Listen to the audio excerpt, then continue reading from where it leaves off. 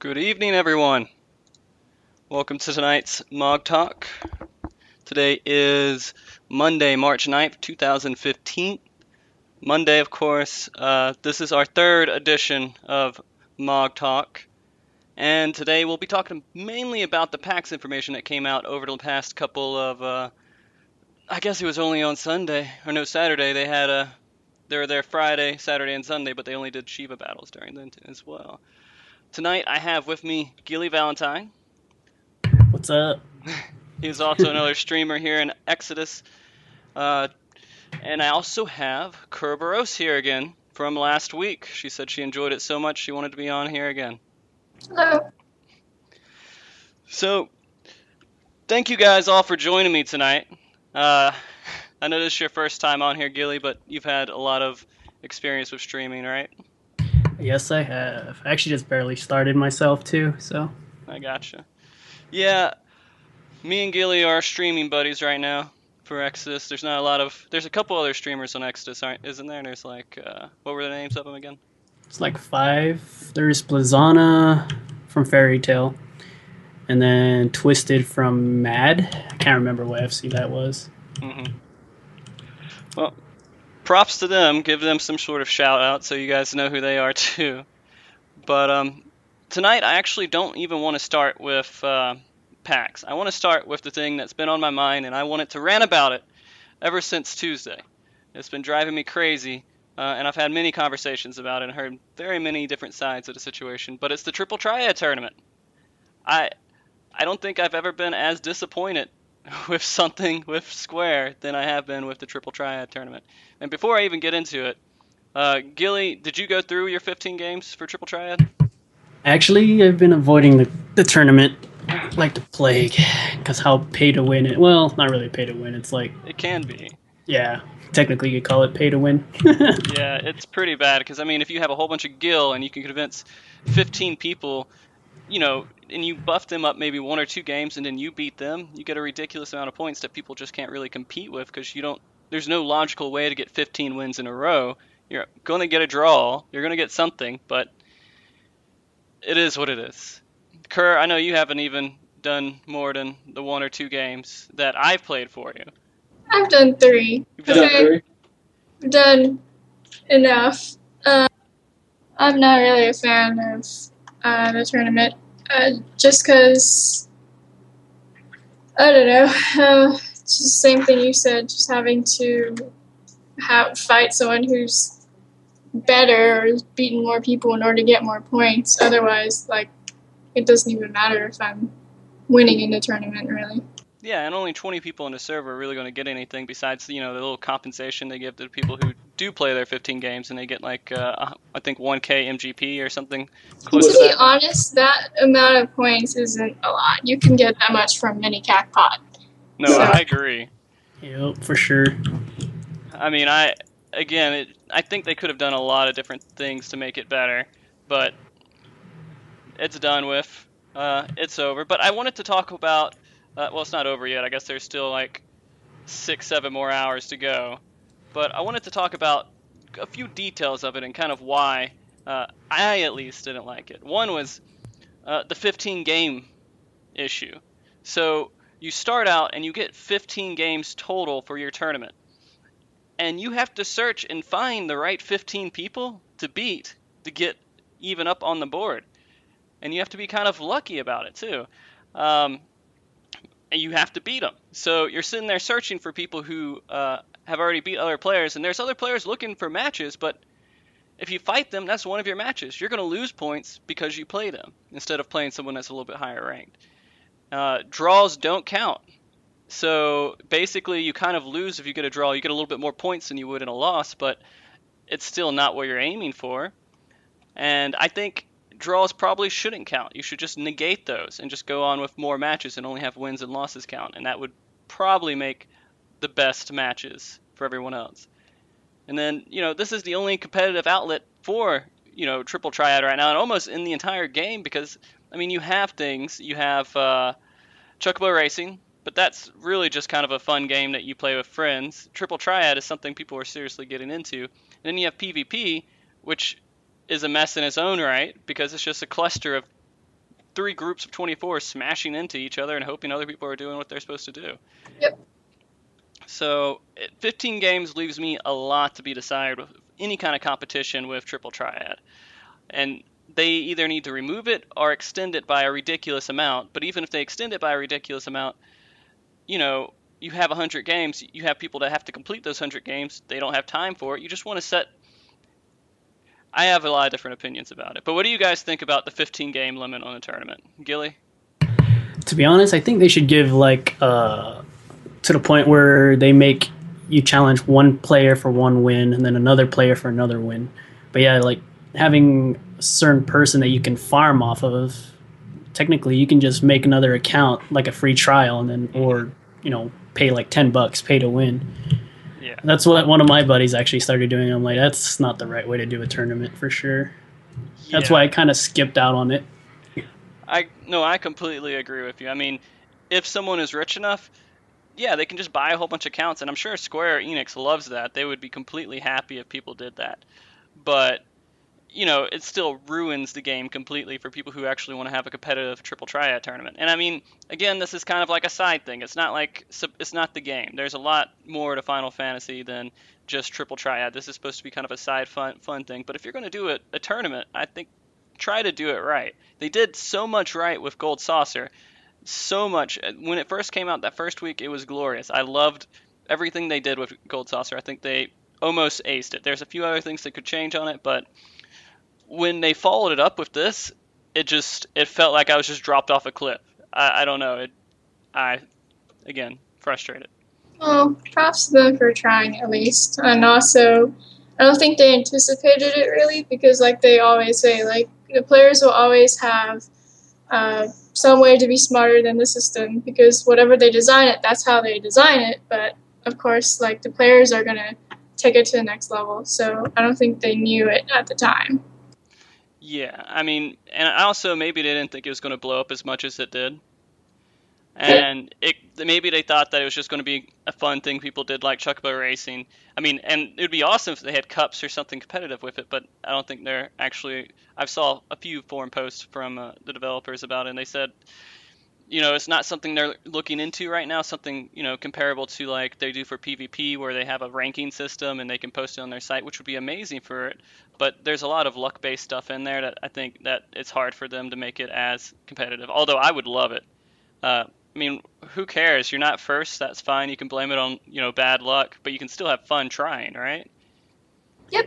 I mean, in Triple Triad tournament, no, you can't have fun trying because to try, you have to cheat. So...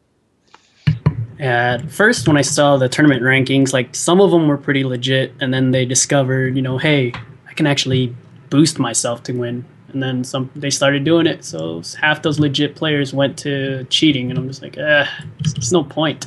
Yeah. Farmed all these cards for nothing, Yeah, I think so. I mean, I'm still sitting on as many cards. I think I have one more card than I had from about a week ago because I had just lost the incentive to collect them. And I mean, it's hard grind at this point because I'm at 63 cards, I think. So the point system, I think, is another issue with it. I mean, most cases, you're playing a player with 0 wins, you're going to get better value than you would if someone played 5 games and they won 3 games and lost 2. For some reason, they favor the people who have no games played.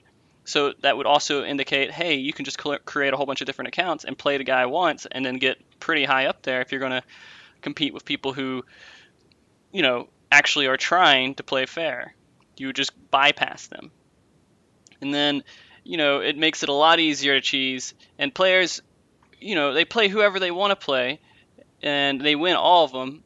The players who play, because they want to play, they find another player and they say, yeah, I'll play you in a match for a tournament. They're going to lose because they didn't sit there and think for 5 hours, who do I need to play next to get the right amount of points? I mean, they could have easily added, I don't know. There's lots of different theories for it, but they could have added a different way to at least introduce that point system. And I think the major flaw, what's killing this tournament right now, is the ability to choose opponents. Gilly, what do you think about that? I honestly think like the moment you get placed in a tournament, like they should have done it like where if you're ranked 20, like the players in the 20 bracket should only be able to play against them instead of, going under people who haven't even played in the tournament yet. That actually would have been a pretty nice concept to grasp. Yeah, and then they would have to search and find new people to play. That would be kind of interesting, but then you have to search and find people to play, and some people might not like that aspect. Is the only thing Yeah. that's off that. Um, I mean, Kerr, what do you think about that? Being able to choose your opponents and kind of dictate what your 15 games are going to be. Do you agree with that's the key component of it being a failure? Yeah, but like I said, I don't think they could have seen it that way. In my mind, I could see it working, but at the same time, now that like it's not worked, Yeah. we know that it's really bad. So, um, either way, even if they made like these fixes, I feel like people would exploit it in some way anyway. Like whatever rules you add, people are gonna find a way around it. Yeah, I mean, it definitely seems like people definitely will find some way to do something to get an advantage. I think if they put a little bit more thought into it, they could at least limit the advantage they're trying to give the people. And, the people will, get up a little bit higher because they're cheating, but at least they wouldn't get to the very top and get the lightning cards and all the bonuses from being at the top of the board. At least that's my thoughts. And, and I just wanted to put an additional note that's not really related to the tournament, but just in Triple Triad overall that I noticed is the regional rules are everywhere. And so if you want to have a player hosted tournament, which is I'm trying to do right now, I want to have a player hosted tournament or whatever, where you're having tons of people from the server playing and you have actual brackets and you're fighting and whoever wins won because they're good. But because of regional rules, it's really hard to say, hey, you guys, we're going to have these rules on this day, and you guys will be able to have a fair fight because you know what's coming up. You have to go out and find a zone that's the most favorable regional rules and say that day these are going to be our tournament rules. Um, I think they didn't give enough room for players to actually be able to choose what they can do when they actually face somebody because, again, the regional rules dictate it. What kind of like if you were going to fix the system, Gilly? Just quick brainstorming. What would you suggest for fixing it? To be honest, I think I would probably put it so, like you said, like the regional rules. Like every day, they give us a random rule, like give us chaos one day or give us order, and so that way it gives people the idea to go. I have to go farm like a beast drive cards because it's ascension tomorrow or descension stuff like that. Give everybody like a fair fight. That way, not everybody's just gonna keep playing the same hands over and over again. So that way people can kind of strategize, their decks beforehand. Yeah. Kerr, what do you think? If you had to just say something that's a quick brainstorm on a fix for the Triple Triad tournament. I don't, but I really hate NPCs because they're dirty bastards who cheat. Like, swear they can see all my cards. I never win. Yeah, a lot of people are having trouble with the NPCs because they are really unbalanced. I mean, I guess that makes it okay for them to introduce them as tournament opponents because you're not always going to win against King Elmer. You're going to get a draw, and you're not going to get the points that you want to get. But it does suck for people who have to find, can't really find another player to play against, and you try to play against an NPC. It's rough. You're actually hoping on luck because the NPCs, they have some sort of way of knowing. Kerr is completely convinced that the NPC sees your cards and then dictates his moves because of his cards. Yeah, I'm starting to feel that way too. I don't know if that's true. I do know that they put some sort of AI in there, so as soon as you place the card, it knows what to do with that card. And then I think they put some random number in there, so hey, every 1 out of 10 times, he's going to place a card that's completely stupid, that doesn't make sense for where you place your card. And that's kind of the loophole for him, but I don't know. I think if they're going to fix it, of course, they would have to do random opponents. You can't choose who you're going to play against. Maybe you instance it like Chocobo Racing or something, but then they have to build a whole system around that, and I don't know if they're going to have the developer power to do something like that. But the opponents have to be random for it to be a fair tournament. it doesn't make any sense that you get to choose who you get to face to get whatever points you want to get, which allows people to buy off people and get, top rank. I think, maybe introduce a ladder system instead of, the tournament they have now. Maybe throughout the week, people play as much as they want, and they can lose points and they can win points depending on who they face. And if it's a really hard opponent, you get a whole bunch of points if you beat them. If it's an easy opponent, you get barely any points for beating them. And you just keep going like that until, the people who are the best are going to end up at the top. You can't, if it's random, in a ladder system, it's not that easy to abuse. I mean, you could queue at the same time to play a game, but you're not guaranteed to get the opponent that you want. And they also have to be, if you're beating them, they're not going to be in the same queue bracket you are. You're not going to be able to face them. They should also put in a system where they give you a certain amount of points for the tournament. Like we have MGP for Golden Saucer, and then on the side, they have something for tournament points or something. So if you use up all those tournament points, you can't play for the rest of the week. So that way people can't boost off each other. Yeah, that's a good idea too. I mean, I felt like they put so much work into Gold Saucer with Triple Triad and Chocobo Racing, and this was just an afterthought. They're like, this would be neat. Let me throw this in there. And they just didn't realize the response that they were going to get when it was so easily abused. And maybe they knew it could be abused. They just thought it didn't matter because players wouldn't care as much. But, I mean, you get an exclusive card. Of course, people are going to care because people like to collect things in this game. So I don't have a really big opinion about Triple Triad, but with the way that people are reacting now, I kind of feel like it would have been better if they left the tournaments off. Yeah, no, that's another option. Just don't do the tournament. Don't give something that could be easily abused out to the public so they get whatever benefits they get for being, that guy who abuses a tournament. Just say, hey, we're not going to have any tournaments. If you want to do it, host it yourself. That would be fine too. But this is giving an advantage to the players who like to abuse the system, and I don't like that. So, what about you, Gilly? Do you think that if it's either do it right or don't do it at all? With Square, I honestly think it's trial and error. I mean, they probably learned from it, and yeah, they're trying to implement a system on trying to fix it. I mean, you can't really expect people not to exploit it. There's ways around it, Yeah, and they have responded to a lot of people because, of course, posts are exploding everywhere about this, and they have responded that they have heard the concerns, and they are looking forward to trying to find improvements and implement some of the suggestions that were given. So it's possible that they are going to actually fix this and find another way to do it. I kind of hope that they bail and just say, hey, we're just going to give everybody lightning cards because it doesn't make any sense to, only let the people who cheated the system get these benefits. Kind of like they did when they had a mess up with gold paints. They just kind of gave them out to everybody. This is kind of a little bit of a different situation, but this is a mess up, I think. All right, so let's actually get into some of the PAX East information. I got my little rant out of the way. I feel a little bit better about that. Thank you, guys. So there's a lot of information they released with PAX, and it wasn't just a few things on a few things. They released a little bit about almost everything, and it wasn't a lot of information. I felt like they released just a small bit on every single subject, and then they went into some of the interviews with Reddit and Crunchyroll and PlayStation Blog, and then they announced even more stuff that you actually had to look for to find, but some pretty cool stuff that I found so far while researching the information for today. The first thing that I kind of want to bring up is the story that they kind of mentioned. They didn't put too much information out there. They kind of just mentioned there's going to be 7 evil Worm Kings. Do you guys have any idea what 7 evil Worm Kings they could be talking about? Or is it just something you think they're just going to make up on the fly? No idea.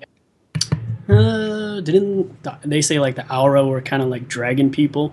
Yeah. Or something? Yeah, so they might do something with that, kind of like with the Asians, whatever. But, they're its own kind. But we'll see.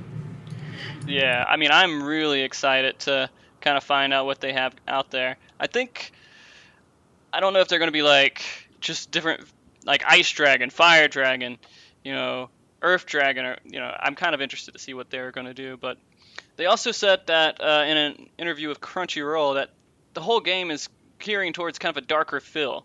and they just want that because they believe their audience is more of a adult audience, and that it appeals a little bit more to American and European audiences. And I mean, I kind of like it. I think it would be kind of cool to have a little bit of a darker feel to Final Fantasy. What do you guys think about Final Fantasy getting a little bit darker? Gilly? To be honest, when I watched a ton of the cutscenes from our current story, some of them was pretty dark. Like dealing with the Asians, I thought like going to Castrum Praetorium was actually a pretty dark era for that. But now that we started losing, spoiler alert, we started losing main characters, Uh-huh. and supposedly next story we're supposed to lose someone even bigger than what we lost already. Oh, So, really? yeah, we'll see. Well, it's kind of nice that we're losing people, but who knows? We might gain some more new, cast coming in. Hopefully Memphilia can watch her back. Uh, but they're also going to add a whole bunch of new areas to the story. I mean, that's really all they gave us for the story, by the way. At least I didn't find too much for it. They plan on releasing a good amount of areas, and they're supposed to be massive areas that are just huge. And when I think massive, I guess I think Korthoros, right? Yep. Yeah, so maybe they're going to have a whole bunch of zones that are exactly like that. These zones are going to be, they're not going to make new starter zones. They're all going to be just for 50 plus. And so if you're starting a new character, you still have to go through all the old content and catch back up to where they are going forward with it, which I'm fine with. I don't think the game's been out long enough for it to really matter. Like WoW's been out for 10 years, and a lot of people don't want to go through all that early crap anymore because it's just repetitive stuff. But one interesting note is they're bringing floating continent to the story, which everybody's, I'm sure, excited for. But is that a leveling place, or is that like the new CT? Like, I haven't heard more than just floating continent being mentioned. I don't know exactly what it's supposed to be. It kind of looks like it's going to be an area, because when they were showing the slides, that it was one of the slides in the area section. But Yeah, I just took it as a bunch of new areas or maps. So yeah, One thing I'm concerned about is could we actually zone into like let's say Coerthus and actually fly above into like Ishgard and stuff like that, or are our mounts going to be like controlled by the computer? Just Right. take us there. That's what I'm kind of curious. I want to be able to just control my flying mount all over the place. Yeah, there is actually. I'm pretty confident just by seeing the videos and kind of how they were doing things is that it's going to be player control. So all your flying mounts, you're going to be able to fly everywhere. But I'm just going to assume that it's not going to be in old zones. You can only do it in new zones, because then they would have to reprogram all those zones to deal with all the flying mounts that are going to be flying in places they're not supposed to be. So well, they have no issue blocking places off, as we know. invisible walls everywhere. Yeah. Well, the other thing they mentioned about the new areas and the content they're adding to the game is that the game size is similar to a standalone RPG. All right, so what does that mean? Is that like a Final Fantasy RPG? Are they talking about like how much are they actually putting into it? Are they just saying standalone, 2-hour RPG, or standalone, 99-hour RPG? Good question. Yeah, so I think that's kind of the term. They could have used a better term for it. I think they were just saying that as you could make it a separate game, and there's a lot of content, and that's. I guess I'll take it for what it is. So the next part that I wanted to get into is the flying mounts, which we're touching on a little bit here, and I think they're kind of neat. Some of the ones that I'm looking at, the flying mounts they have, from what I've seen, the black Chocobo, which a lot of people are going to get because it looks kind of silly seeing a little Chocobo flap its little wings around and fly around while you see dragons and everything flying next to it. They're going to have the dragon in there, of course. They have a griffin for the collector's edition. The airship, which is going to be a single-person airship, which will probably be the one that I will be using because it just sounds cool in concept. And they had kind of one that's they didn't really announce, but they showed it on the trailer, which is like a Stingray kind of mount. It looks kind of neat. I don't know. It looks like a monster for sure. What do you guys think about the mounts that they released so far, Gilly? I'm pretty impressed. I just hate the fact that the dragon that we're going to be flying on looks like the exact same one from Brayflock's normal mode. It does, doesn't it? Kerr, what do you think? I like him. I think it's really cute that the Chocobo has like these tiny wings trying to like support his body. But my favorite, I don't know. I guess we'll see. I am looking forward to the Griffin mount though. I really want it. Yeah, the Griffin mount. I don't know. I played WoW for so long. I had Griffin mounts the entire game. It's kind of old school to me now. What's your favorite mount, Gilly, that they've announced so far? Right now I would have to say the Choco, to be honest. Chocobo, yeah. Yeah, for sure. I I hope they give us like a Bahamut mount or something. A That mini would be Bahamut or something.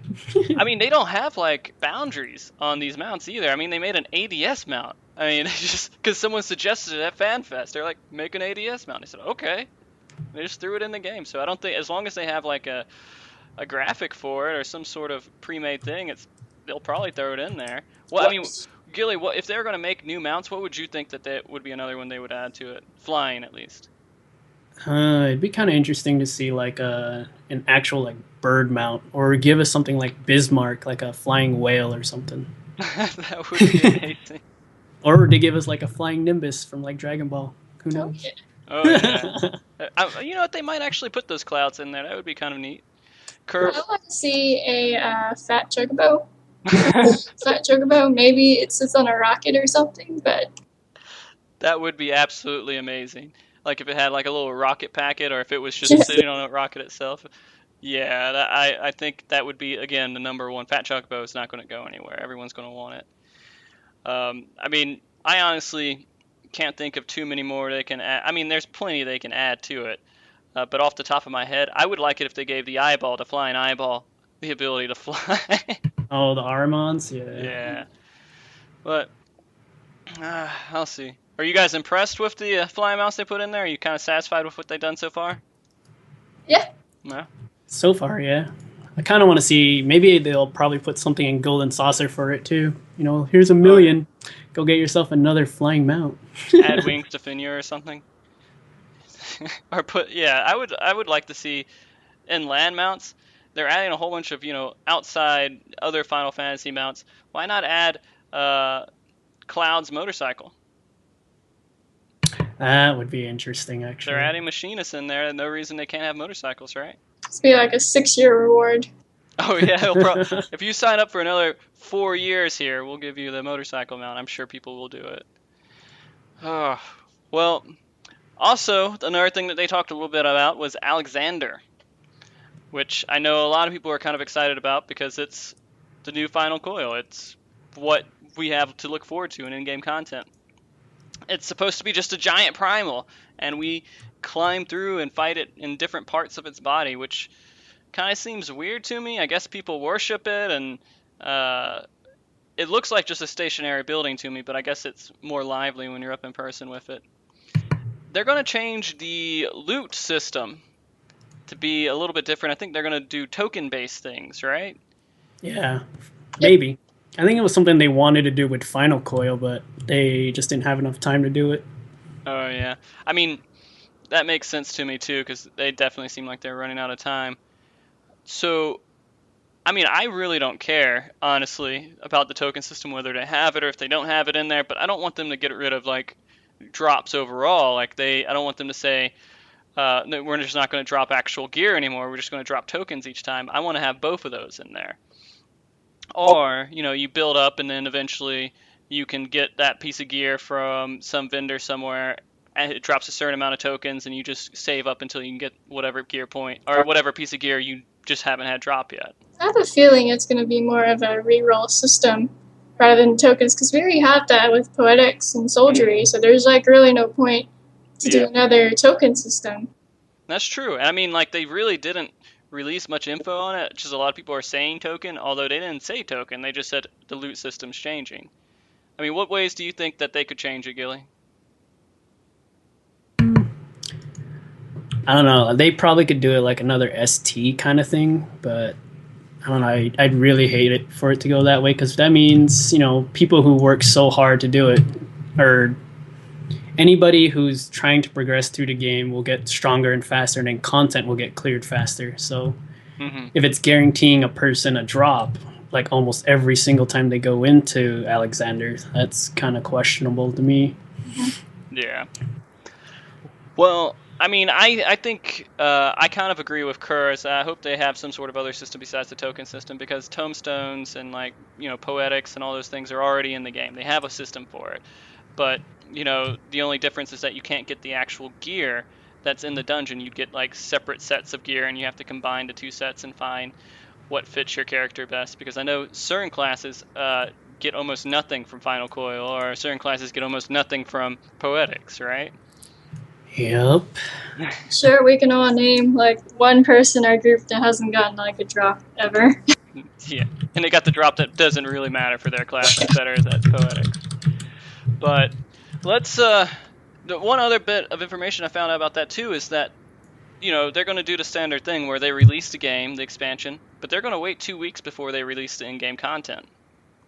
And that's a smart move, I think, because that makes it to where people aren't in as much of a rush to get max level, and they can actually enjoy the story and the content and everything. I'm really happy to hear that they were doing that. I'm kind of, I don't know. I'm actually trying to make it a goal to actually be server first 60 Oh yeah, Dark Knight. I We'll will be a machinist, server first 60 machinist. We'll have a nice little race, and I'll just join your queues. Okay, that'll work. We'll do that. The other thing that they announced is that they're going to have like a normal mode and a hard mode. Now, I'm kind of wary about this whole system too, because you're allowing the content to go through easily, and then the people who just want to beat the game and say they beat it can beat it on normal mode, and then you just have the really hardcore people who are actually even trying to do anything past that. So, I mean, what do you think about them adding two different modes to in-game dungeons, Kerr? I actually think it's great because there are a lot of people who want to raid, but they can't because they're stuck behind some type of barrier. Like they can't get past T5, so they're stuck there for months. We had that experience when we were trying to go to the second coil for a while, and I think this will actually satisfy everybody. I just hope that the hard mode will have better gear. Yeah, I mean, of course, they have to have better gear in hard mode. I'd be extremely frustrated if they didn't do better gear for hard mode. But then once you get the better gear in hard mode, you're not really doing too much with it, I guess, but doing more hard modes. The one thing, like, I just hope they just stop. They say, hey, here's normal mode, here's hard mode. We're not going to do any more modes. You don't want to get into the 4-tier system where you have to beat the game 4 times to get to the top. It kind of, I'm on the fence about it. I want to see how they do it, how they introduce it, what you get from beating normal mode. Maybe they don't give any gear for beating normal mode. You just beat the story, and to get more gear, you have to do hard mode to get gear at all. And then you have to get gear through tokens like you do if you can't beat Final Coil right now. You have to get it through Poetics and weekly stuff. But, Gilly, what do you think about it? If it's anything like Second Coil, like where they have a Savage mode, I am totally down for that. Yeah. But just as long as the easy difficulty is kind of like on the same scale as Second Coil was, where people were dying to mechanics, Right. even though it's super easy and you can cheese half the mechanics. But if it's something like Savage, where it's just insanely hard to beat because, your gear didn't scale up, or, Mm-hmm. your DPS was low, your tanks didn't know how to mitigate, stuff like that. I would be totally fine with them bringing out like a hard mode, but Yeah. it has to be to like the same. I hold it to the same degree as a Second Coil for sure. I think when I was reading a little bit more information into it, they said they're going to do the normal mode is going to be a little bit easier than like Final Coil is right now, and then the hard mode is going to be harder than Final Coil is right now. So it's going to be like what we're doing right now is right in between what the two modes are going to be. I mean, right now I'm completely content with the difficulty in the game. The only thing is, after you beat T10 and T11 and T12, we one-shot it every week after we cleared it the first time. It's nothing anymore. And so I mean, I guess it makes sense to put a harder mode in there to give you a little bit more to go for after you beat the normal mode. Everyone's probably going to start with normal mode, right? And get whatever you can get out of that. I guess it also depends on what gear they give you for it, if they give you gear. There is another insight that they gave us about in-game content was that there's going to be a possible practice mode for raids and dungeons and stuff where you don't get any gear out of it, but you get to actually say, hey, I want to start the fight on phase 2 of T13, and that's all I want to do, and you guys just practice that, and you don't get anything else out of it, but you can reset all your cooldowns, you can do everything. It seems on paper it could be a nice idea. It just, again, would have to depend on how they implement it. What do you guys think about a practice mode, Gilly? I actually didn't even see that. Yeah. That's news to me. I'm like, that kind of would be cool because, I mean, yeah, banging your head on T13 ads all day when you made progression, on your first pull was kind of frustrating. But Yeah. I can kind of see, like, when people want to get some face time with, like, let's say a final phase or, the most hardest, the brick wall of the actual turn and stuff. So it'd be pretty interesting to see how they do it. I mean, I think it would be a nice idea simply because, you have your off nights where in order to practice the third phase, the ad phase of T13, you have to beat phase 1 and phase 2. And so if you don't beat that, you don't actually get any practice on that. And so if someone slips up one time during phase 1 or phase 2, you're not going to be able to practice at all that night if you're just constantly tripping up on that. But then again, maybe that's just the point. You have to actually have it ingrained in your head for the first few fights. And again, that builds up that momentum in your head where this stuff is, it like the back of your hand because you've done the first 3 phases a billion times. The only phase that you ever have difficulty with is the last phase. And so after you beat it the first time, you're probably going to one-shot it every time after that. So I guess we'll see how that works out. I mean, I kind of like the information they put out with Alexander. It wasn't as much as I wanted, but it is kind of neat to hear about the practice modes and that they're going to do a good amount of changes than what they're doing right now, at least for in-game content. The one thing I'm confused about is Alexander. So are we going to be fighting Alexander? Because last time, in most of the games, he was like the defender of man or something like that. Like, that was the meaning of Alexander anyways. Mm-hmm. And we're going in to fight against him, or I don't know. It's kind of confusing to me. I kind of want to see what they're planning on doing with it for sure. Yeah, I mean, I guess we'll find out. I mean, we're going to be inside him. I don't know if are we like an antivirus? Are we going in there and fighting off some sort of bug that he has and we have to beat it? Or are we actually going in and having to kill him part by part because he turned evil? I don't know. I guess they have a lot of different ways that they can do it. I mean, it's a primal stronghold, I guess. I don't know. It's going to be filled with tons of titans and landslides. Oh, and dive bombs, I'm sure. They're going to have plenty of room for dive bombs somehow. Oh, please, no dive bombs. Yoshi, please. I don't know if they'll ever take it out of like a hard fight. There's always going to be a mechanic in there. One thing I do want to see in the new raid though is something like in Wanderer's Palace hard mode with the totems, how they had random buffs. It'll turn you into like Toad or damage up stuff like that. That was a really cool mechanic that I like from the new dungeon.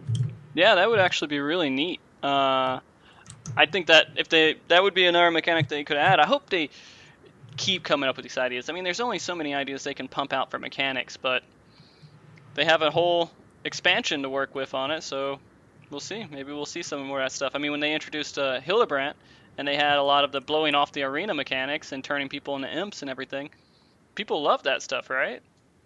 I mean, that's just neat. It's different. It's something you can mess around with. So hopefully it'll have things that are similar to that in in-game content. So I'm going to go briefly over the new race, Ura, which is a little bit, they didn't give much details on it. They showed a video of him walking around, and that was about it. I feel like they could have released a little bit more information. I wanted to see what the evil female version of this was, and they didn't show it. They said, oh yeah, there's going to be a succubus type that you can be, but they're like, I think people would just rather see the cuter version of it. The anime version. Yeah, the anime version of it. It's going to be ridiculous. Do you feel like they should have released a little bit more information than they did, Gilly? I kind of want to see something new. Like, I don't know, the whole horn and tail thing has kind of already been overdone. Like, I've played Terra and I've already seen it before. I wanted to see like something new and fresh. Like, give us like a cybernetic race Yeah. or something, That something would new be in kind Final of cool. Fantasy. Yeah. But I don't know. We'll see. I mean, I'm all about how like my character flows for sure. Like how they run, how they walk. Hmm. The aura kind of is a mixture between like, to me, Elezen breeded with like a human and how they walk and run. It's kind of weird. Yeah. Kerr, I think you can kind of agree with that, can't you? Yeah, like, I'm sorry, I really don't like the Ellison race, and so I thought the guy looked kind of dumb. um, and then the girl, of course, is just another copy of the coat. So, I mean, it wasn't really original, I think. Yeah. I mean, they throw a couple of scales on the model and some horns, and that's about it. I was kind of hoping for a little bit more, but it is what it is. Hopefully the new classes will be enough of a distraction not to worry about it. So that's all I really got on that race. I was hoping they would have more information out for it, but we'll just go on to something they did give a lot of information about, or not a lot of information, but a good amount. It's the new classes, new jobs, which they went over their whole basic structure of saying this is how long it takes us to build a new job, and this is the difficulty it takes. So they said it takes 1 year per job. So how many jobs have they released since the game came out? Just Ninja. Just Ninja. Now I don't know if I was on there, if I was just too late to the game or something, but was Summoner something they added later on, or was that Nah, something? Summoner was always there. Like people just leveled Scholar because it was easier to get Q times, and then you can just switch to Summoner. It was just always there. All right, so they added Ninja, and they said that took a year to make. Then they made 3 classes with this expansion, and so for 4 years they were working on these classes. You think? I don't know. It seems I like don't it's a know. little stretch for saying it's a Yeah. year. Maybe they were just saying it takes one person. If this is all he did, maybe a year to make it. I don't know. I was a little disappointed when they said that they were in a tough situation between having the new tank being the Dark Knight or Samurai. When I heard Samurai, I was like, they should have just left it as Samurai. A lot of people were looking forward to Samurai, but maybe they just felt like it didn't fit what they wanted to do with this expansion. But Yeah. and maybe they'll introduce it as like they did Ninja, just later on in the like 3.4, 3.5, they'll have Samurai out there. But I mean, they said that what they do to decide what jobs they're going to put into the game is they have to figure out what the role is going to be in the party. Is it different than the other classes? The kind of look and design, the player feedback, or well, player feedback on the look and design. Then they declare what job actions it's going to have, and the final thing they declare is the weapon. So the sword the Dark Knight is using, the cards and orb, the globe that the Astrologian is using, and I'm sure not the gun. I'm sure a gun was always part of the equation with the machinist, but those were all just last thoughts on the class. But I can't really visualize these classes without those weapons. So like the Astrologian is maybe the only one because that's a unique weapon. I don't think I could even conceive that. They had to just completely make that up, right? Have you guys ever seen a weapon that's even similar to what it's wielding? Card captors. Card captors. Yeah, I guess that would count. Although I have no card captors experience. I know that you do, but I do I'm not. sorry, my name is Kerberos. I don't know what that means. I'm sure there's a handful of people who do. I might be the only person currently that doesn't know, but I don't know. Gilly, do you know what card captors is? I don't. Okay. I laughed though at the prototype designs they had going for Astrologian. It was like it kind of looked like the Yu-Gi-Oh dual With those arm on the thing. I was women. just like, that's kind of cool, but that's really cheesing it right there. Yeah, that was pretty cheesy. I mean, I would have probably laughed. It would have been kind of cool if it was like Gambit too, where it just kind of threw cards at people. I would be okay with that. But then as a healer, it's not going to throw cards at people. Or you could throw cards at your friends. The Dark Knight's losing health. You throw a healing card at it and hit them with it. Hit them at the side of the head. Could have given us what was it? I can't remember what that class was from Tactics. Chemist. Just throw pots at your teammates. When I thought machinist, I actually thought chemist before, and I don't know why. Is that like the name that Tactics originally had for it? Or am I completely imagining that? Machinist, I think, was totally a new thing because I remember in Tactics there was chemist, and then in order to throw your pots, you had to have engineer or I think it was an engineer is what they were called. But Okay. the engineers were weird because they only had the ability to disarm an enemy. Like you can shoot their legs and paralyze them for the rest of the Hmm. fight, or their arms and stuff like that too. So it's kind of different that they brought it in as a support class, but who Yeah. knows? I mean, I'm kind of excited about it. I felt like they needed another one because Bard's like the only one that's really a true support class at the moment. The rest of them, I think, they have methods to support and help. Like summoners can res people. You can goad people with a ninja. You have these mechanics, but Bard is support. When you think Bard, you think a support class. Um, and with and Atari is right. Astrologian was from Tactics, but I think that's all it was from, and barely anybody even remembers it. But did maybe you can tell me, Atari, if it had the same weapon here as it had in Tactics. But anyways, going on to the leveling of these new roles. Apparently, they're not going to start at level 1. So we don't know where it's going to start at. They haven't really said anything about it. They don't want people to apparently to prep for it. Um, Yeah, that ruined my idea for leveling it. it's I went around Eorzea picking up all the quests, and actually doing all of them, completing them, but not turning them in because I was saving it for the Dark Knight. The moment it came out, I was just gonna speed run it through. Yeah, that would have been awesome too, because then you'd have that 50% bonus too to go with it. Oh man, yeah, I I don't know. I'm a little bit torn because if they started off at 50, then they are letting people just skip over all that initial content. But I don't. Maybe they'll start at 15, and then all the tanks can just instantly queue and not have to worry about ever going into the world. Give us like 25 at least. Yeah, we'll see. What do you think, Kerr, about it starting? Not at level 1. I think it's kind of better because when I was trying to level up in WoW, level 90 or something, I hated that. Just having to catch up and also do story and also do side quests, that was fun. So I kind of do like how they don't start all the way at the beginning. Mm-hmm. So, I mean, yeah, I think it. I was kind of looking forward to being like a low-level machinist and just running around shooting, rabbits and stuff. But I don't know. I just want to see him explode with a gun. I can still do it. I'll probably go do it, but it's we'll see how it turns out. A lot of this, again, we can't really tell until we see it. Like the triple triad tournament, couldn't really tell until it failed. But I'm done. I'm done with it. Okay, Dark Knight.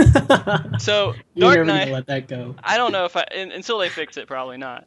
But okay, so Dark Knight, they are actually saying it's most likely not going to be based off of damaging yourself or sacrificing HP. It's going to be more just MP based, and so you're using mana and you're managing how you're using that mana, kind of like a black mage. I would assume is that you would maybe bounce back and forth, but I don't know if it's going to be exactly like that. But you do have to manage your MP to see to hold the right amount of dark power, which is going to be the mechanic that they have. They're going to have a dark power, and you have to use it. Maybe it's going to be kind of like the warrior stacks, where you have to manage your stacks and use inner beast when you need to do something defensive, or use whatever move you can use. Maybe you just leave it on there, have the extra crit. But with this in particular, and that's not true. Warriors shouldn't ever leave 5 stacks on constantly with your rage, but this, it kind of sounds like that's what it's going to be. It's supposed to be used for both defensive and offensive, and they use dark energy, and they are supposed to be the dark light, like the. And with it not being a samurai, I'm sure you're kind of upset, Gilly, but what do you think about them releasing that kind of information for Dark Knight? Do you think that's kind of an interesting mechanic, or is that something that doesn't really wow you too much? Uh, I don't know. I'm kind of just curious on how it all works out. The one thing I'm really concerned about is stat weights. Like, which stat weight will the Dark Knight use? Because because since paladins use Vit and warriors, you can go between Vit and strength. I'm a strength. I actually like doing DPS because I guess it comes down to like how much numbers you can put down with a Dark Knight for sure. Mm-hmm. But also, if we're gonna go be specking our Dark Knights into Int or Piety, since it's mana based, we'll see.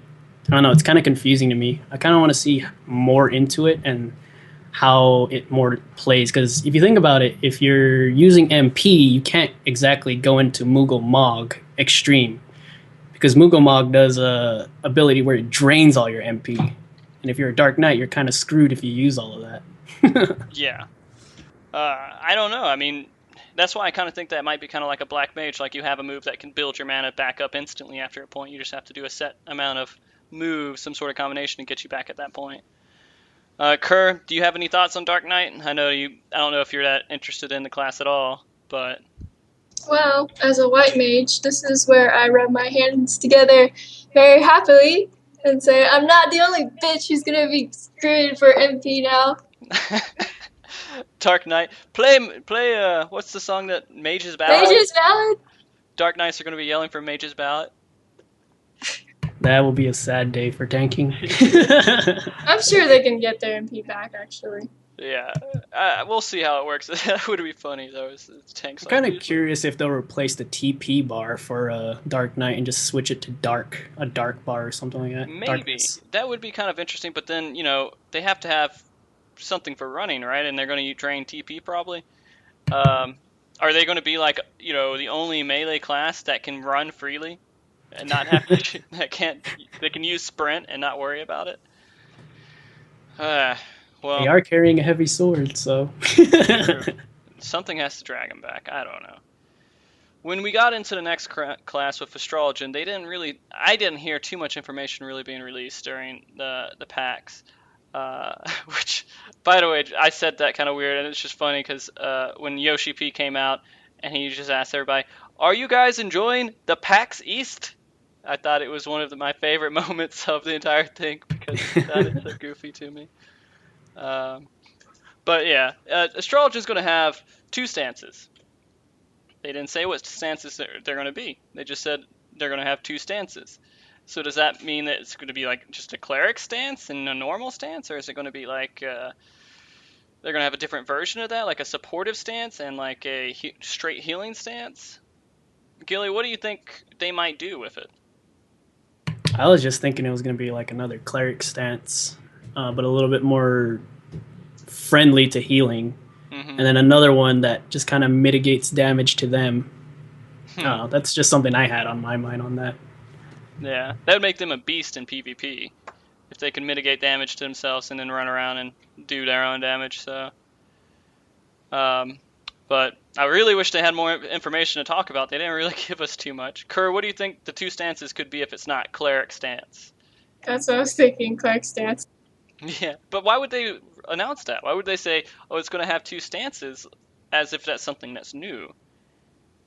So that's the only thing that's kind of getting me a little bit about it, is that maybe they're going to introduce something like a new concept for it. But going on to Machinist, it's a support class. It's the next Bard, I guess, that you can play. And I saw a lot of posts about there it's not a pet class, but I didn't see how that related to where it was going to not be a pet class. Did you guys see anything about it not being a pet class because it was a support class? Gilly? I honestly thought it was a summoner with a gun. After seeing that turret, I'm like, if they gave him all unique turrets, it's hard to say it's not a summoner with the gun. Yeah. I mean, that's kind of what it looked like, too, is that they had multiple different turrets that you're going to be able to choose between. They didn't really tell us which ones they were. They showed us a little bit of concept art for it, and they had a couple of models in-game that they actually showed, but I don't know. Are you not going to be able to control it? Do you say, hey, turret, go do this, and that's all the turret does? Like, is it just an action? Kerr, what do you think about it? No, they said you could, send out a turret and have it support your teammates. Yeah.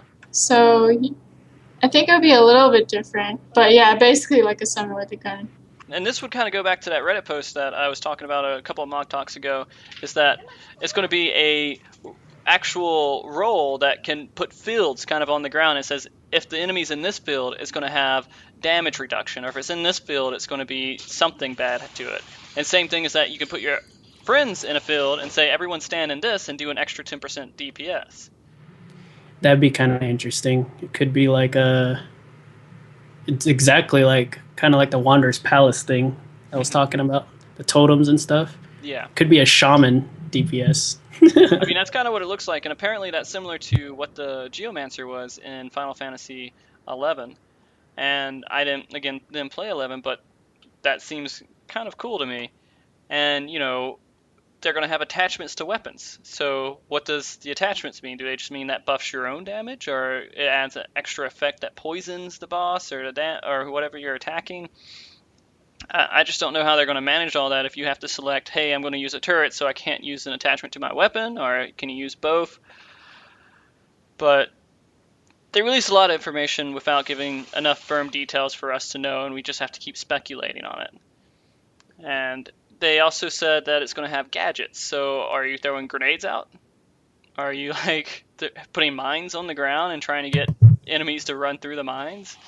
James Bond style. Yeah, James Bond, like throw some sort of like little remote detonator at them. I don't know, and just blow them up.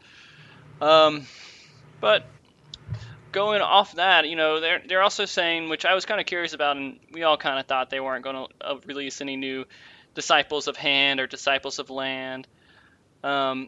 And that was confirmed. They're not going to do that because they felt like they're really comfortable with what they have currently and they don't need to release anymore. But they were also talking about one thing in an interview with Crunchyroll, just a note on it, is that they're probably going to implement a token system for gear for Disciple of Hands and Disciples of Land. And, I mean, does that mean that you do dailies every day and you get a token each time you do a daily, then eventually you turn it in like you would turn in Poetics? I mean, it already sounds like a Zali beast trap. Yeah, or like you're working for your Lucy's weapon or your Supras. Yeah. I mean, the system's already there, but if it's to get like the new AF gear for those, yeah, I can kind of see them doing that. Same. Yeah. I mean, that would be kind of neat because maybe they'll give you new accessories, Kerr. I know you're kind of looking forward to some new accessories, but yeah. Hopefully by 3.0 they have new accessories for Disciples of Hand and Disciples of Land. Let's see. But that's what I found on the new classes. Did you guys have any other thoughts on new classes that I might have missed? That's Samurai. Actually, I would have loved to see like a new type of crafting class. Maybe like a materia crafter. You know, someone that can actually forge materia for you. That would actually be interesting, because then there's a use for it, right? People want materia and they don't want to sit there and have to just get new gear and go to this ridiculous roundabout way of actually getting materia. Instead, you have a profession that could actually do it. So that would be neat. And it would be interesting also, just on the note of materia, is if they added new things for materia, like as the fire resistance and ice resistance. If that stuff had any kind of play in any of the bosses, that would be kind of neat. But then again, you're making one gear set for one boss. Seems kind of ridiculous, but I would be interested if they did more of materia instead of just, here, get some more strength or have more crit. So the one bit of information that I actually found that wasn't in the PAX East interview that they did on stream, but was in a lot of the interviews that were done from various organizations, mainly with the one from Reddit, is a lot of information they gave about FC crafting. And there's apparently going to be two major categories for FC crafting. One's going to be for houses, building your own house. So does that mean that your FC gets to completely redo their house and get something unique, and not just a standard template that they do? The other category was airships, which I'm sure everybody is actually looking forward to because it seems pretty in-depth from what I've read. I didn't think it was going to be as in-depth as it is. What do you think initially, Gilly, when they're talking about, houses and airships for FC crafting? I am kind of curious on what they're going to do with that, though, because is it just going to limit itself to like the medium or the mansion houses that can actually get an aircraft like shop, or is the small houses and the personal owned houses are going to be able to do it too. That's what I'm kind of curious, because it's like, I have my own house and my FC has a house, but it'd be kind of nice to have my own personal airship place I can actually work on my stuff. Yeah. I mean, that would be kind of cool too. I don't know if they're going to let you have the FC airship's probably going to be limited to whatever the FC building is. You could probably have a small FC house and have an airship in there, but I don't know if they would bring that over to the personal stuff. That would be neat if they did, because I love the idea of having an airship where everyone's just kind of standing on it together as a group. And reading some of the information, that's going to be part of it. You're going to have a group of people on an airship flying around.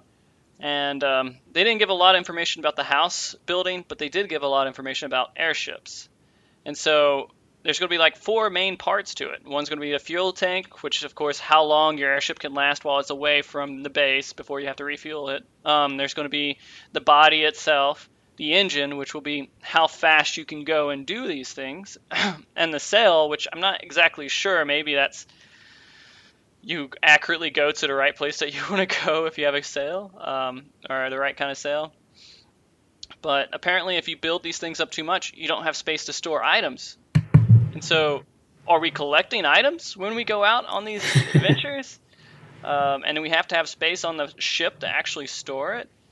I mean, what do you think when you initially hear that, space to store items for your airship, Gilly? It seems like it'll actually favor to the gatherers the most. Like they would be able to, mass, gather stuff and be able to store it on the airship. Maybe they'll be able to deliver it on the fly whenever you needed to or something. But yeah, having that extra storage, that's what I'm kind of curious about too, is, with all the new classes coming out, all the new AF gear, how I don't know, if you have more than 2 retainers, it's already impossible to keep up with trying to make room for new stuff. Mm-hmm. And on the retainer part, there's a whole bunch of detailed stuff about, or well, not detailed stuff. They had some conversations about, with new classes, your inventory is kind of screwed. You're not going to have room for everything, and so apparently there's some sort of issue with how the server saves stuff and your inventory. So if they increase it anymore, then it will increase the time it takes for the server to save the information. And so instead of saving it every 15 seconds, they'll have to save it every 30 seconds. And then they think that it'll go in some snowball effect. And then you're in this really long increased time of where if you log off, you lose the last 10 minutes of gameplay that you had. And so I guess we'll see how that works out. But the fix to it is that they're thinking is that they're just going to give you more retainers. That's all they can really do to fix it. I hope we don't have to pay for them. Yeah, I hope they can at least give 1 or 2 for free. Yeah, that would be kind of nice. So, Kerr, what are you thinking about with airships? Just when I mention airships in FC, what do you visualize? Basically what you said. I mean, everybody just getting on it, right? And then gathering the things you need. Mm-hmm. I mean, I think it's, from what I'm reading, there's going to be a sky map. And so in the sky map, you're going to different areas. And I guess on the way to what area you're going to, it's possible that you'll run into some hardcore enemy that will just completely wipe you out and you have to go back. Maybe you run into Bahamut while you're out there flying and your group has to beat Bahamut Prime in the middle of an airship in order for you to keep going. There's so many different things that they're adding to it. And you're not going to just get 1 airship either. You're getting 4 that you can possibly have. And they'll be ranked differently.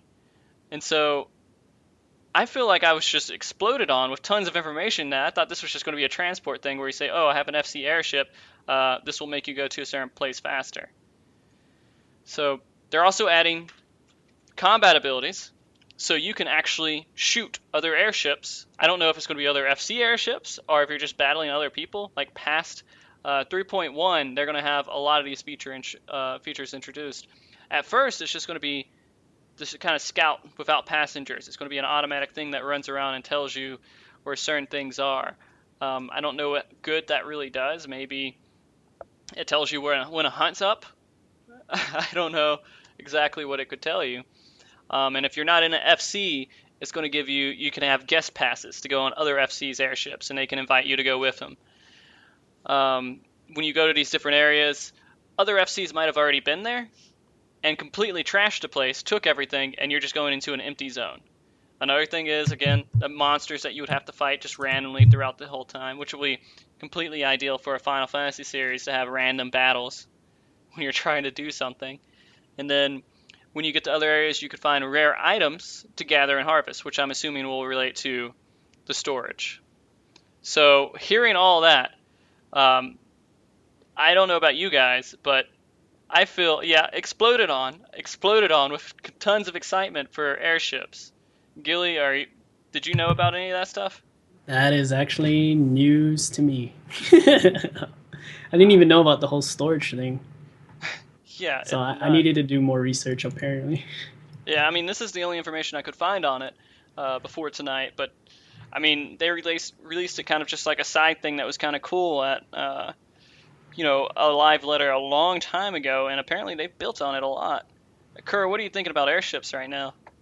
You just asked me a question. Did I just? Well, no. Now that you know this information, what do you think about airships? I don't know. It's really adventuresome, I think. It's pretty awesome. Well, I feel kind of excited about it, and I think that hopefully the battles are as epic as I want it to be when you fight other airships. Maybe they put us on an airship, the FC airship for Bismarck. You like Bismarck a lot. It's just cool. Something new. Like fighting dragons and other dragons and 8-armed creatures is kind of boring after a while. Snakes. True. Something new. I want to fight the one thing that's actually got me excited is the new areas are gonna have like the Stone Vigil dragon just in the area as an actual mob. So that's what's got me excited. We get to fight some bigger stuff versus little toads or water sprites and stuff like that. Oh yeah, I'm looking forward to beating up some new things. I'm sure they're gonna have little tiny cute things. Like if you looked at the video that they had, what was the benchmark video? Benchmark. They had a little thing popping around, I don't know what they were, the little fuzzy ball thing. I thought that was kind of neat. But that's what I got for FC crafting. The other big news is, of course, the level 60 gear. And they were releasing it, kind of showing everyone what they thought about it. I mean, some of it looks kind of cool to me, but other ones are kind of, plain. They remind me a little bit of maybe the Jester suit for summoners and casters. Not really too exciting. It doesn't really look right. So let's just go into your thoughts. What do you think about the gear, Gilly? Some of the new gear looks really good. I was a little disappointed on the Paladin gear. Like, just looking at it, I was just like, that just looks like the Dreadworm chest piece. Some of them actually looked rehashed. I actually do like the Summoner look, even though it has a big old horn sticking out of its head. Oh, yeah. And the Black Mage gear could have been a little better, too. It seems like they skimped out on all those people. Black Mage people. Yeah, and I'm looking at the ninja, and it just doesn't really look like anything. It's just like, here's a ninja outfit, enjoy it. It's not anything that really stands out. Kerr, here's a piece of spandex. Yeah, pretty much a piece of spandex. Kerr, all right, let's do this. What's your favorite new gear that you saw, Kerr? Good question. I can tell you my least favorite. All right, what's your least favorite? It was the white mage gear. Oh. It feels like you're just wearing like a white blanket over your head again. You don't want to look like a nun?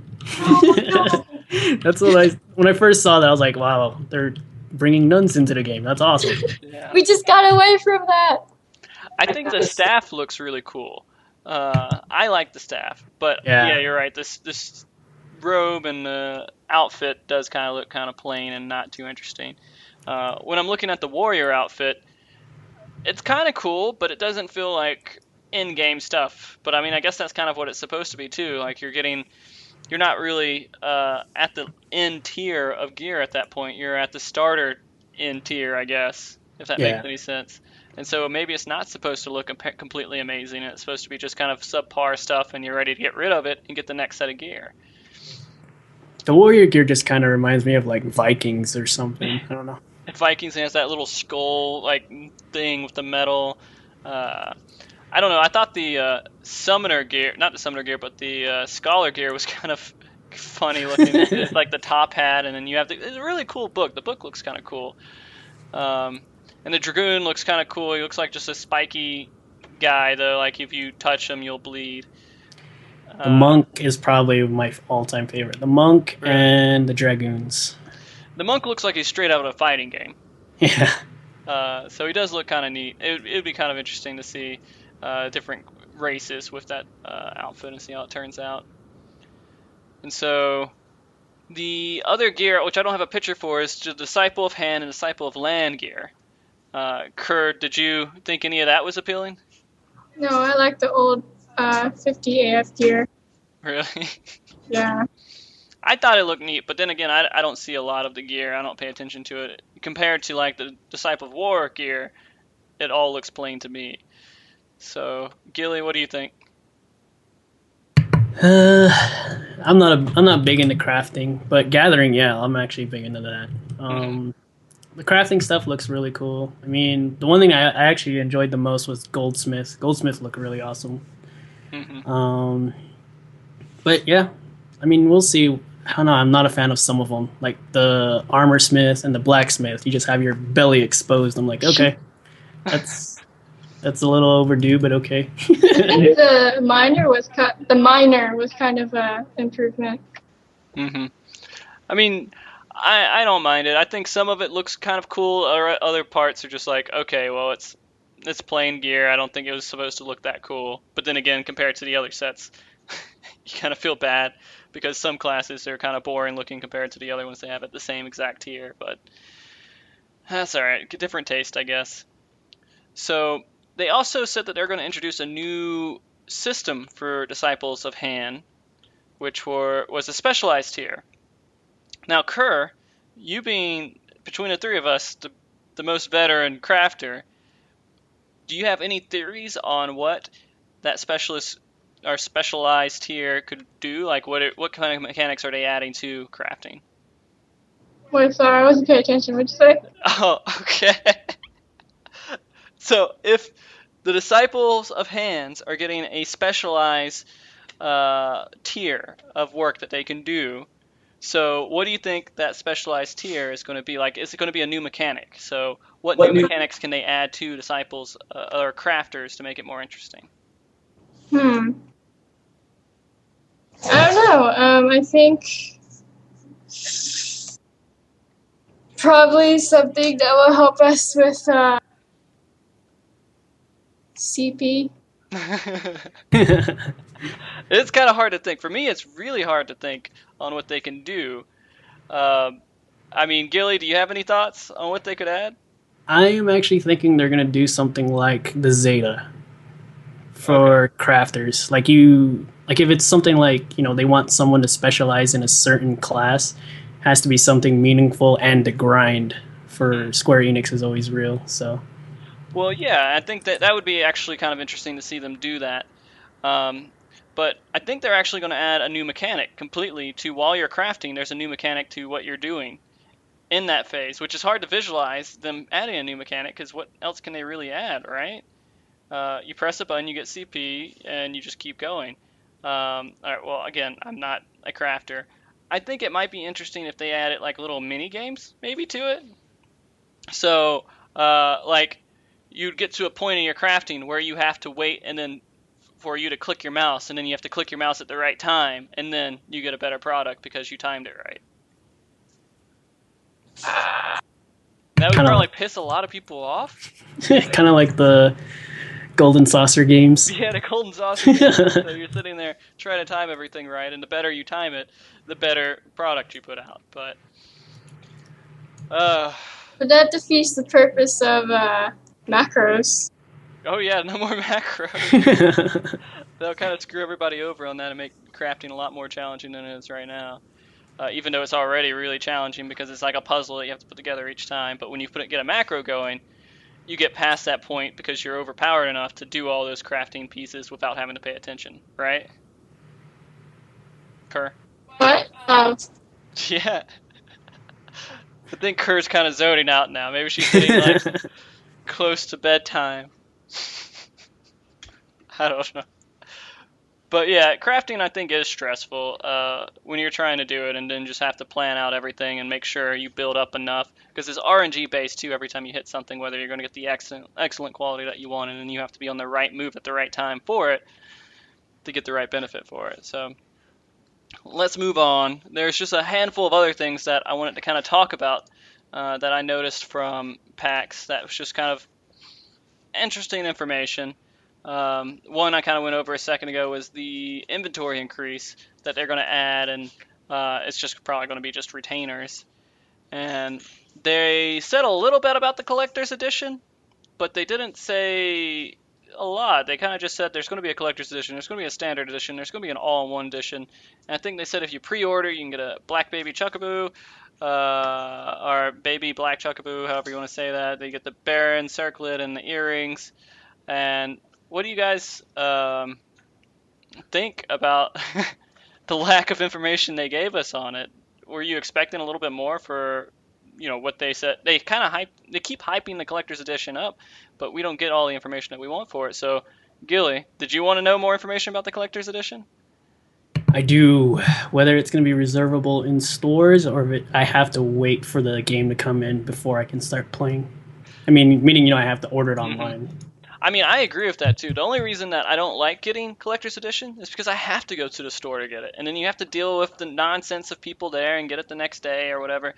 If you could buy the collector's edition, then they could ship the box to you on the day that it was being released, and then you could just do all the digital download stuff and get into place and not actually have to have the CD, but they're still shipping you all the cool stuff that you would get because you had the collector's edition.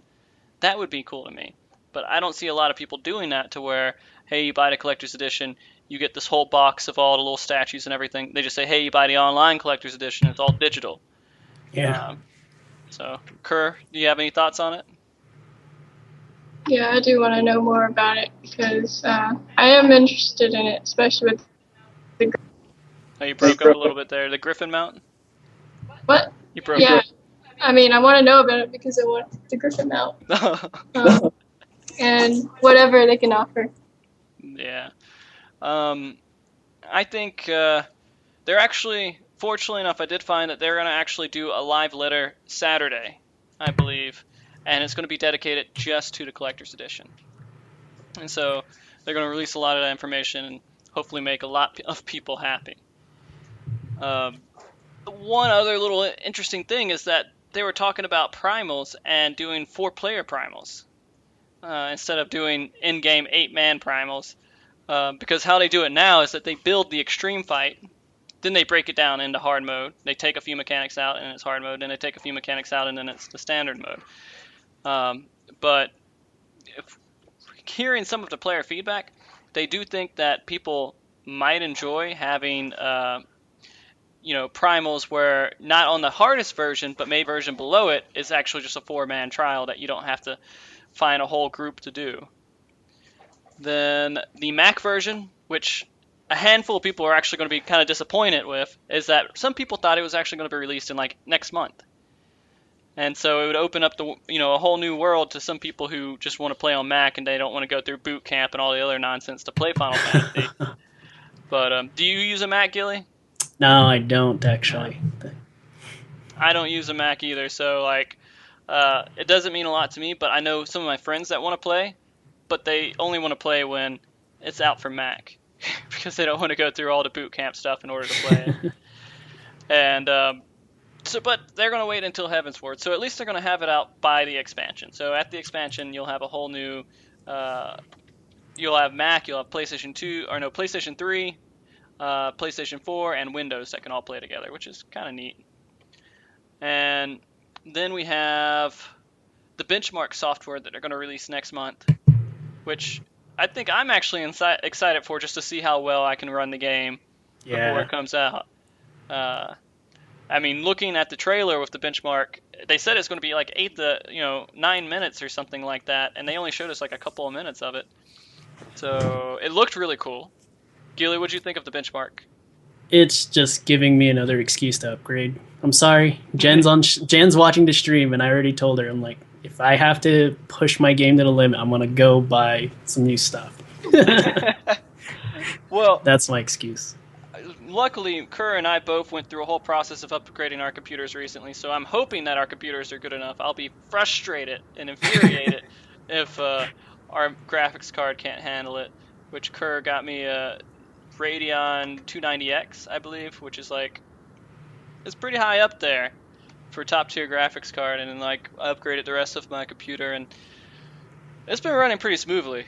Um, it'd be sad to get another upgrade for it. But yeah, I'm looking forward to it just to run it. I mean, I don't care any more than just to see that graphical scene that looks kind of awesome. Did they say if the benchmark was going to be already DirectX 11? They didn't say that, although it looks like it was DirectX 11, right? Yeah, so I'm kind of curious. Because I was actually really I want to see what it'll look like in DirectX. Yeah, I mean, they're doing this big upgrade, and I'm guessing they're supposed to do that with Heavensward, right? Yeah. So they're going to upgrade all that stuff, and that stuff's going to look pretty awesome. I mean, honestly, some of the trailers they put out just said, "Hey, our water looks cooler," or at least that's what it looked like on some of the trailers. But I think seeing that video, and again, those little minions and the detail on the minions, it looked like it was higher resolution than what they offer right now, at least in uh, Final Fantasy. So the last part of all this is that the release date is going to be on June 23rd, 2015. Do you guys think they're going to keep that release date? Kill it? I hope so, because they would be letting down a lot of players if they changed it. Yeah, they already let them down once by knocking it out by spring. Spring, yep. Kurt, what do you think? Do you think they're going to be able to keep up with that? I mean, especially since they gave like the actual date, pretty sure they're gonna have to have it. Yeah. They're going to have to hold up to it, and if they don't hold up to it, then it'll look kind of silly. But yeah, I think they're going to get out around that time. The one thing that I was kind of curious about is the early access is going to be on the 19th. So, what do you guys think they're going to make us do to get early access? Are we going to have to get the collector's edition, or? It'll probably be a pre-order bonus. Like, you reserved it, they'll email you, like, probably through your email. Like, if you're buying it through the SE website, it'll ask for a confirmation for your email. Mm-hmm. They'll probably email you an early access code. If you do it through a store, I'm assuming it'll print off on the receipt, like, hey, punch this in. Yeah. Because from what I remember, because I'm a manager at a GameStop. Okay. But That's when we fun, did it, by the way, working at a GameStop. But I know all the horrors of working at GameStop. Anyway. But when they were releasing A Realm Reborn, they actually printed off like the receipts for the beta access, and they kind of just carried your character into a full game when it came out. So I can kind of see them doing that. I mean, that's kind of what it looks like. Yeah, I'm pretty sure they won't let us access like any of the new dungeons or like any of the new raids or anything until the actual game is out. But yeah, maybe they'll surprise us. Yeah, we'll see. Kurt, do you think it's going to be a pre-order bonus as well? Yes. Yeah. I mean, that's kind of my thought too. And 4 days is actually a hefty amount of time. I'm kind of convinced that I'm going to get max level of machinist in those 4 days. So I feel bad for anyone that doesn't pre-order. And also, you don't get the bonuses. You don't get the minion and the little pieces of gear they're going to give out. Yeah. But I already am convinced on reserving it through my store just because they give you a flag, one of the Realm Reborn flags again. Oh, yeah? Yeah. That would actually be awesome. I would love to hang that up. Me and Kirk could hang them up on our wall between our computers here, and we could be cool dorks. I have the one from the first when Realm Reborn was coming out. I have the Paladin one just hanging on my wall. It's one of those flag banners actually. Oh yeah. Did you get any of the banners from FanFest? I did not. Well, I got the wall scroll. Right. That's about it. Yeah, we were talking about it, but man, getting in that line was such a pain. We should have got VIP access. 2-hour queue time. Yeah, crazy. You miss out on so much while you're doing it too. But that's really all the information I have for tonight. Do you guys have any closing thoughts on things that we might have missed, Gilly? Give me Samurai. Samurai. Eventually. I'm sure a lot of people agree with you. They're ready for Samurai. I mean, I would be kind of interested to see how they play out Samurai as well. Kerr, what do you think? Any thoughts? I'd like to see Red Mage in some part future. Oh yeah. That would be cool. I would like to see red and blue mage. I don't know. That's probably going to be like next expansion though. Uh, but it would be kind of cool to see a red mage run around. Although bard might be kind of too close to a red mage. I don't know. Just give us a time mage. Yeah, a time mage. No, you're right. That would be the next awesome support class, and then that would be like a caster support class, which they don't have yet. So maybe we'll see. I appreciate all you guys for watching tonight. By the way, it was actually a lot of fun having you on the stream tonight, Gilly. I hope you can join me for some more in the future too.